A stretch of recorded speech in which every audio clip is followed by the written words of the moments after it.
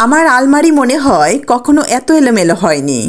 Hello everyone, আসসালামু আলাইকুম।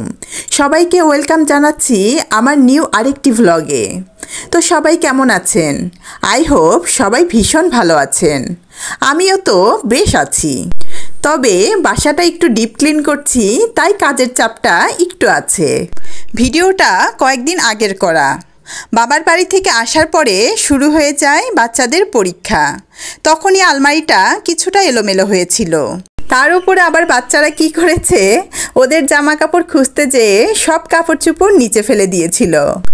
আর সব কাপড় চোপড় এলোমেলোভাবেই দলা পাকিয়ে আবার এভাবেই উঠিয়ে রেখেছে। কি একটা অবস্থা!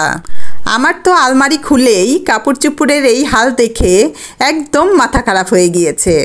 পরে তাড়াতাড়ি কাজকর্ম শেষ করে নিয়ে বসে পড়ি আলমারির কাপড়গুলো ভাঁজ করতে। আমি মনে মনে ভাবছিলাম, এত কাপড় ভাঁজ করতে যে কত সময় লাগবে কে জানে। আমি তো সব সময় আলমারির এক এক তাক এক এক দিন ভাঁজ করি, কিন্তু এবার এত বেশি এলোমেলো হয়েছে কাপড়, তাই সব একসাথে ভাঁজ করতে হচ্ছে। আমি সিজা আর জেনিসার সাথে গল্প করছিলাম আর কাপড়গুলো ভাঁজ করছিলাম, তাই এত কাপড় ভাঁজ করতে হলেও আমার কোনোই বিরক্ত লাগছিল না। কাপড় ভাঁজ করার সময় আমার মনে হচ্ছিল যে আমি মনে হয় কোনো দোকানের কাপড় ভাঁজ করার চাকরি নিয়েছি। আমি কাপড়গুলোকে ভাঁজ করে ভাগ ভাগ করে রাখছিলাম। বাচ্চাদের কাপড় এক জায়গায়, আমার কাপড় এক জায়গায়। এতে করে আলমারির কাপড়গুলো আলাদা আলাদা তাকে গুছিয়ে রাখতে সুবিধা হবে। আজকে আমি আরেকটা কাজ করব।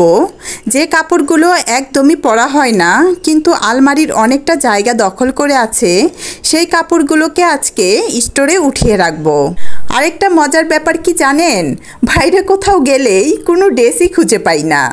তখন আমার জামাইকে বলি আমার আরও কিছু ড্রেস লাগবে। আমার তো পরার মতো কোনো ড্রেসই নাই, কি পরে বাইরে যাব।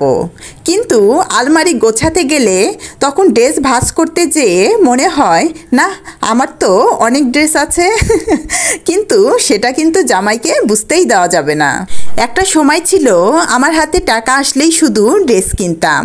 আমার ড্রেস কেনার একটা নেশা ছিল, তবে এখন আর সেই কেনার নেশাটা নেই। যাই হোক, বাচ্চাদের সাথে গল্প করতে করতে আমি অনেকগুলো কাপড়ই ভাঁজ করে ফেলেছি। মাত্র তো এক পাল্লার কাপড় ভাঁজ করছি, এখনও বড় পাল্লার শাড়িগুলো ভাঁজ করা বাকিই আছে। তো ব্যাপার না, সেটাও আস্তে আস্তে করে ফেলবো। আজকে যতই সময় লাগুক না কেন আলমারিটা গুছিয়েই ফেলবো।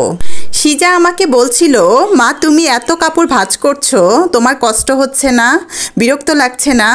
আমি ওকে বললাম, না রে মা, আমার মোটেও কষ্ট হচ্ছে না, বরং আমি একটা করে কাপড় ভাঁজ করছি আর একটা করে শান্তি খুঁজে পাচ্ছি। কারণ আমার এলোমেলো কোনো কিছু দেখলেই অশান্তি লাগে, বিরক্ত লাগে। আমার তো এটা মনে হয়, আলমারি সুন্দর করে গোছানো থাকলে কোথাও যাওয়ার আগে যখন আলমারি থেকে কাপড় নিব তখন মনটা ফুরফুরা থাকবে আর যাওয়ার আনন্দটা আরও দ্বিগুণ বেড়ে যাবে। আপনাদেরও কি তাই মনে হয়? কমেন্টে জানাবেন। আর এদিকে আমার কাপড় ভাঁজ করা শেষ। এখন আলমারির তাকে তাকে কাপড়গুলোকে সাজিয়ে রাখবো। আমি উপরের তাকে রেখেছি ব্যাগ, দ্বিতীয় তাকে রেখেছি বাচ্চাদের কাপড়, আর 3 নাম্বার 4 নাম্বার তাকে রেখেছি আমার কাপড়।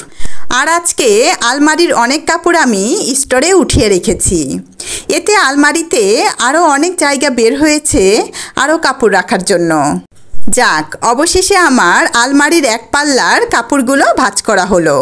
তো এরই মাঝে আমি ব্রেক নিয়েছিলাম, বাচ্চাদেরকে কিছু সময় একটু পড়ালাম। তারপরে পড়া শেষ করে নিয়ে বসেছি আবার আলমারির বড় পাল্লার শাড়িগুলো ভাঁজ করতে। আমার শাড়িগুলো গোছানোই ছিল, তারপরেও আমি একটু শাড়িগুলো বের করে শাড়ির তাকটা মুছে নিয়ে আবার শাড়িগুলো সাজিয়ে রাখবো। আসলে শাড়ি আমার তেমন একটা পরাই হয় না কোনো প্রোগ্রাম ছাড়া। সেটাই সিজা বলছিল, মা তোমার এত শাড়ি, তাহলে তুমি পরো না কেন? ও আরও বলছিল, মা আমি আর জেনিসা বড় হলে আমাদের তোমার এই শাড়িগুলো দিয়ে দিও। আমি সিজাকে বললাম, মা আমার সব শাড়ি তো তোমাদেরই, তোমরা বড় হয়ে শাড়িগুলো পরো। সে তো এই কথা শুনে মহা খুশি। আমি যখনই আলমারির শাড়িগুলো ভাঁজ করতে আসি তখনই আমার মনে হয় আমি তো আলমারি ভর্তি ভালোবাসা জমিয়ে রেখেছি।